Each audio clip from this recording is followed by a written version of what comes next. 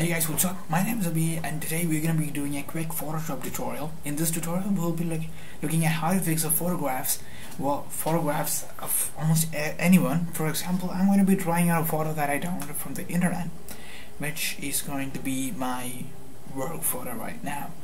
For example, I have this one here, which is a copyrighted photo. As you can see, we have a copyright tag here, and there are a couple of photographs.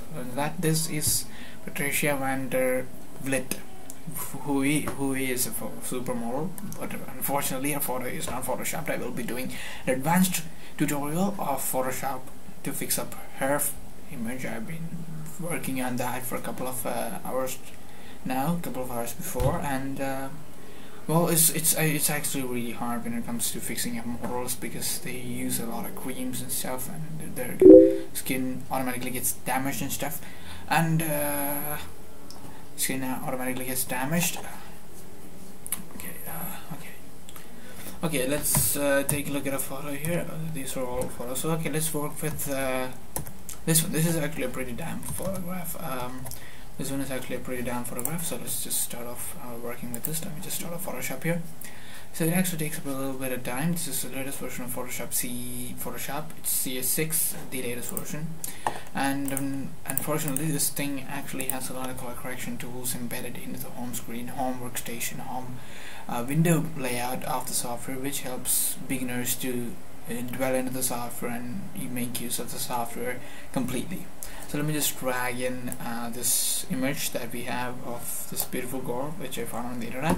Unfortunately, I deleted my internet history due to various stuff. I deleted my internet history because men will always be men.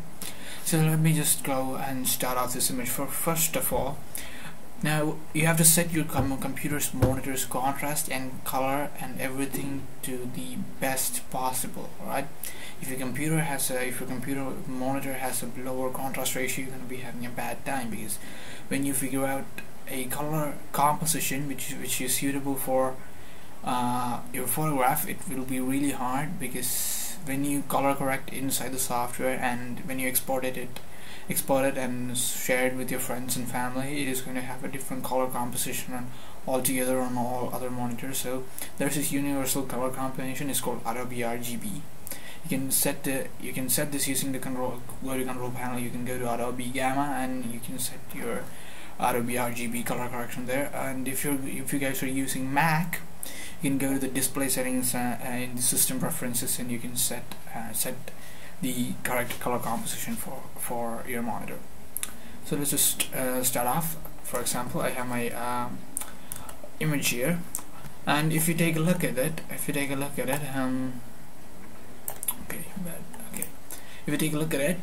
this picture is pretty damp. It is bright.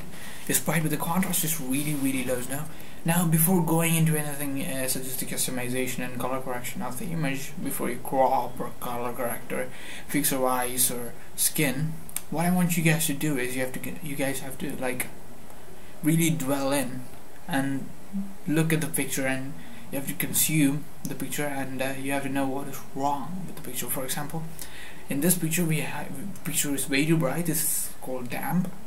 It is way too damp, and fixing it up, you can use the brightness and contrast options that we have here, and I'm using the default layout.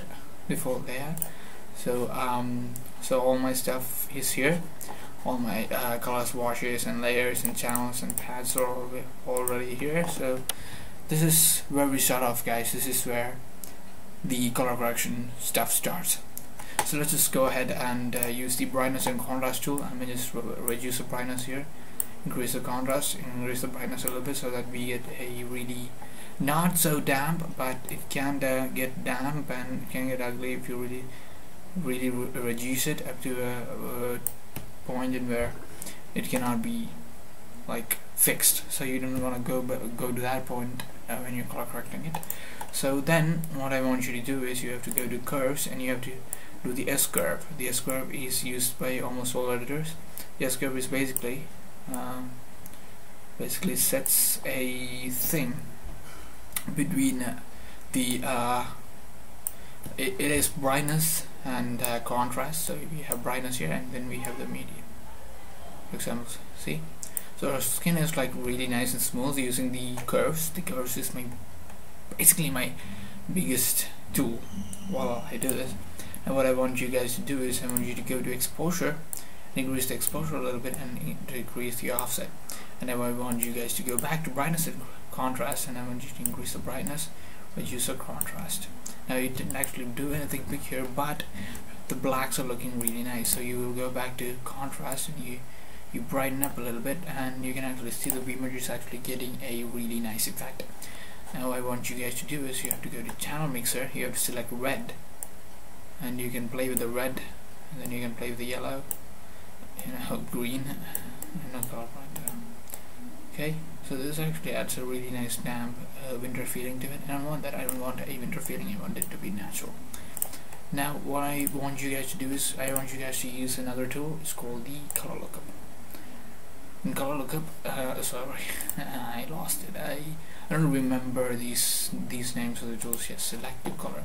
So in this selective color, what we're gonna do here is we're gonna use white. So white will be selected as our, and we're gonna use magenta, right? And as you can see, your skin is actually getting a really nice color. See, our skin is actually getting a really nice color. Actually looks almost mystical. Yeah, it almost looks mystical, and plus her eyes look beautiful. And I have to thank the photographer for taking this picture, because this is the first picture I have experimented the color correction software with, which comes with Photoshop. Now go to reds. I want the red to like really stand out. But for example, if you work with reds right now, and I'm working on it, and the red is actually really over. See, and that red, and I want the yellow, and the, okay, that seems fine enough, and I want it to be absolute. Oh, sorry. So the absolute, what happens is it actually takes a little bit of the stuff here and there. And now we're going to use the black to get a cyan effect. Okay. Now you actually come to the end of the color correction process. Now you go to photo filter, you go to white, and you do this. This actually doesn't give you much of the feeling, but if you look at the points here, you can actually see that this thing actually adds a really nice point there, right? Just see, if you change the colors here, you can actually see that it actually gives it a nice shade. I'm gonna stick with this one right now. Alright, no particular reason, I'm gonna stick with this one, and I'm gonna go to color lookup again and do candlelight. See, you can actually have presets up here, and I'm not going to use any presets here because that will just ruin the photograph again. So to know the difference between from the fine line distinction that you have before editing and after editing a photograph, all you have to do is go to the layers tab, and you just deselect all the show icons, and you hit background. See, so you add one effect, you add another effect, it gives you another feel, you balance it. Balancing is important task. You balance it again, you balance it, and you equate it, and then you balance it again, and then you equate it, and then you finalize it. And that is how you fix up a photograph using curves and various other adjustments such as color mixer and this selective color. Now if you guys want to look at a couple of tutorials, you guys should go to Photoshoppers Hub on facebook.com, like the page. You will get to see a lot of stuff, and the